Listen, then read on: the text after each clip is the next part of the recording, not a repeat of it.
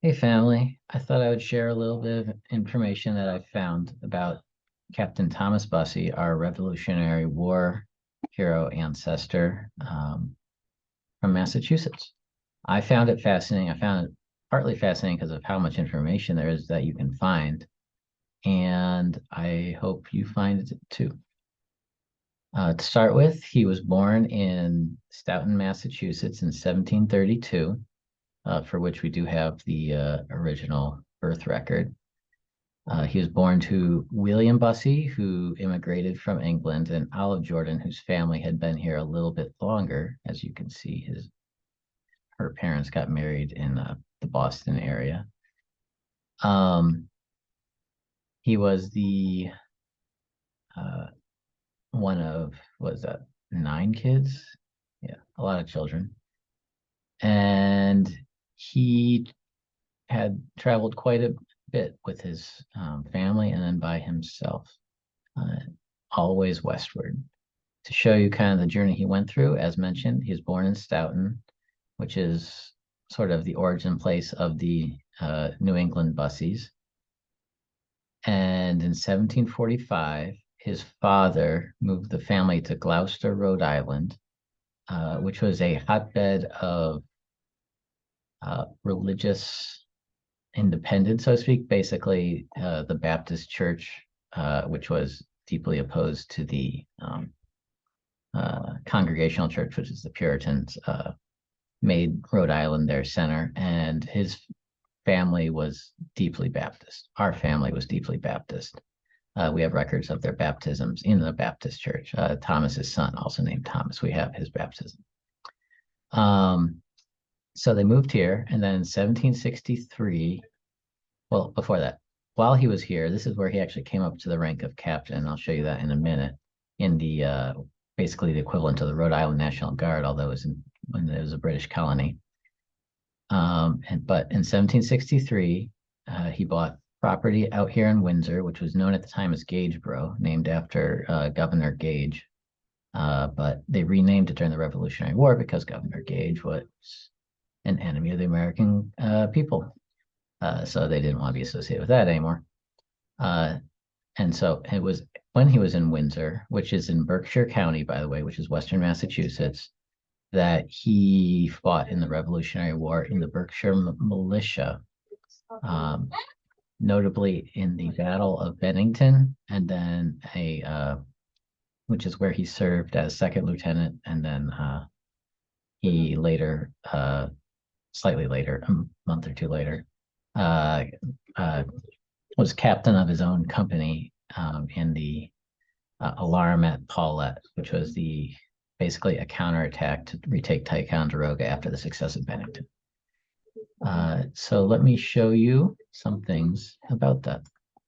First of all, let me show you how he ranked up in the Rhode Island National Guard. This is a book on the history of Rhode Island. Here, let me show you. Yeah. Civil and military list of Rhode Island, 1647-18. Pretty straightforward. Okay. So in this book, we see that in 1767, in June, he served as an ensign in the third regiment or third division of the third whatever of the Gloucester section of the Rhode Island militia. Slightly later, 1768, he's ensign again. Slightly later still, 1769, we find him moved up to lieutenant. He's been promoted. Isn't that exciting? And in 1770, we find him all the way ranked up to captain. So we can actually watch his military progress through history books.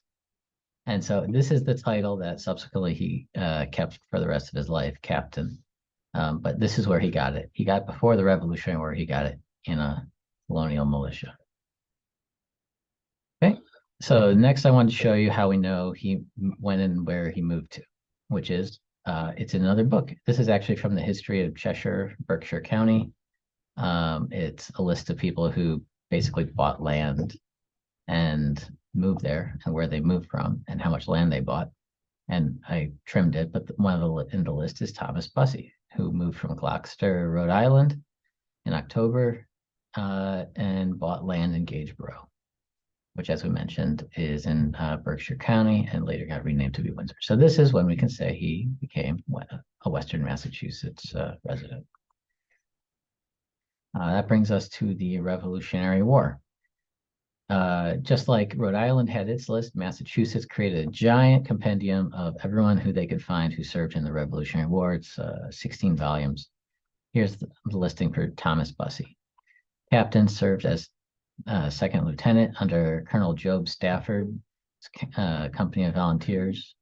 Marched August 14, 1777, and fought in battle near Bennington, August 16, 1777. Service 6 days. This is the biggest thing he fought in. So he fought in the Battle of Bennington, which, as you may know, was the turning point of the Revolutionary War. It's the battle where the Americans actually beat the British in a decisive expedition and turned back their invasion from Canada, and turned the tide. And that's where Thomas Bussey was. Subsequently, like I mentioned, he raised his own company called the Silver Greys, which is, in military terms, Silver Greys are usually like a unit of older people, and he was in his 40s at the time, so that makes sense, right? So it was a unit of probably older colonial settlers of Berkshire County that became a militia and entered service a month later, September 5th, a nice day, and served 28 days, marched to Pawlet on alarm, which I mentioned was the second thing. So the first thing, the Battle of Bennington, that's huge. That's like finding out that someone was like at the center of world events. And that's what happened. The second thing was not as dramatic. The battle, the action in Pawlet was subsequently sort of superseded by the Battle of Saratoga, but it happened. It was cool. So I want to, part of the reason that his service in the Berkshire, under Job Stafford is so interesting, is because we actually have Job Stafford's firsthand testimonial on what his role in the battle and his company's role in the Battle of Bennington was, because he told it to his son, and his son told it to whoever asked, basically, but it got recorded. So I wanted to read that to you because what I'm going to read you is what our ancestor Thomas Bussey went through. Cutting it down, Job was set at ease again in a moment, and orders being soon brought to advance, he placed himself at their head and gave the word forward march. He had observed some irregularity in the ground before them, which he had thought might favor his approach, and he discovered that a small ravine, which they soon entered, would cover his determined little band from the shot of the enemy. And even from their observations, at least for some distance, he pursued its course, but was so far disappointed in his expectations that instead of terminating at a distance from the enemy's line, on emerging from it and looking about to see where he was, he found the fresh embankment of the Tory fort just above him, and the heads of the Tories peeping over with their guns leveled at him. Turning to call on his men, he was surprised to find himself flat on the ground without knowing why, for the enemy had fired a ball that had gone through his foot into the ground, cutting some of the sinews just as he was stepping on it so as to bring him down. At the same time, the shock had deadened him to the report of the muskets. The foremost of the soldiers ran up to take him in their arms, believing him to be dead or mortally wounded, but he was too quick for them and sprang on his feet, glad to find he was not seriously hurt and was able to stand. He feared that his fall might check his followers, and as he caught the glimpse of a man in a red coat running across a distant field, he cried out, "Come on, my boys, they run. I say they run." So saying, he sprang up and clambered to the top of the fort, while the enemy were hurrying their powder into the pans and the muzzles of their pieces. His men rushed on, shouting and firing, and jumping over the breastworks, and pushing upon the defenders so closely that they threw themselves over the opposite wall and ran down the hill as fast as their legs could carry them. So that's Job Stafford and his company, including our ancestor as second lieutenant, charging a Tory fort at the Battle of Bennington and causing them to flee. And you can imagine them going in through this gully, and then they get to the end, and they're looking straight up at the fort above them with Tory militiamen aiming muskets straight down at their faces, shooting the commander in the foot, and then keep going forward. It's kind of remarkable. What's even more remarkable is we have testimony from the other side. It so happened that many years after the close of the war, and when I heard my father, again the son, tell this story many times over, I became acquainted with an old townsman of his who was a loyalist and took an active part as a soldier in the service of King George, and he told me the following story of the Battle of Bennington. I lived not far from the western border of Massachusetts when the war begun, and knew your father very well. Believing that I owed duty to my king, I became known as a loyalist, or, as they called me, a Tory. My position became very unpleasant. I therefore left my home and got with the British troops who were come down with Burgoyne to restore the country to peace, as I thought. When the Hessians, the Germans, were sent to take the stores at Bennington, I went with them and took my station with some of the other loyalists in a redoubt or small fort in the line. We were all ready when we saw the rebels coming to attack us, and were on such a hill and behind such a bank that we felt perfectly safe and thought we could kill any body of troops sent against us before they could reach the place upon which we stood.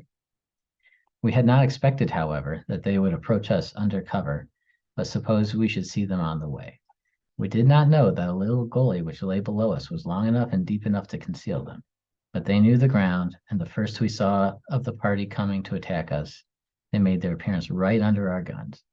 Your father was at the head of them. I was standing at the wall with my gun loaded in my hand, and several of us leveled our pieces at once. I took as fair aim at them as ever I did at a bird in my life. I thought I was sure of them, although we had to point so much downward that it made a man a small mark.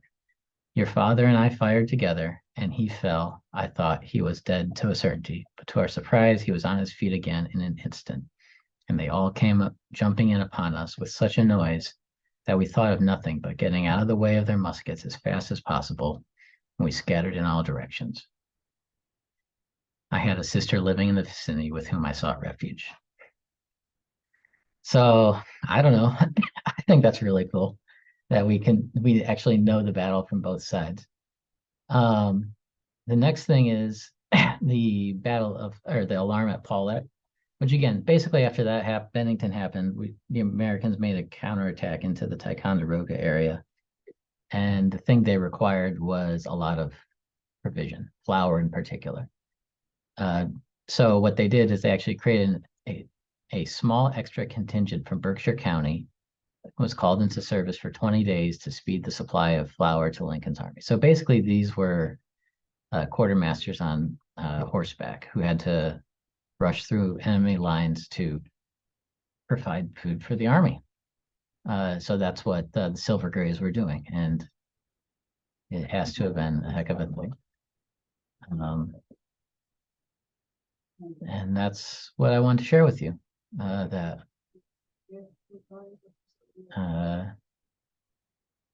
That's the service that our ancestors served, and it was actually kind of important. Subsequent to that, in about 1892, we know that he moved his family to Hoosick, New York, which if we go back to the map, I've sort of circled, you'll notice is actually right next to Bennington, and the Battle of Bennington actually happened outside of Hoosick. It kind of happened like between the two, because you can still see they're so close. So I don't know what the intentionality of it was, but he basically moved to where his greatest battle had been. He moved his family. We know a lot of From Hoosick, they then moved on to Troy subsequently, and you can see it's a short jump there. They also moved to Western Massachusetts, New York, Wayne, Perry, Rochester, all those things. But this is how that started. Is after the Battle of Bennington, he moved his family to Hoosick, and that's where they stayed. We do Not everyone stayed though. One of his sons did still stay in Windsor, Jesse. His brother's family stayed in Gloucester, and his other brothers stayed in Stoughton, one of whom, his son, Benjamin Bussey, became super rich and famous out in that area. So that's sort of the trajectory of the Bussey family has been westward and sort of leaving families in each of the places that they go. So that's why you'll find Busseys all around this area. Um, and but so that's it. That's our ancestor. That's Captain Thomas Bussey. I hope you found this interesting. I will share the sources. Have a good day. Bye.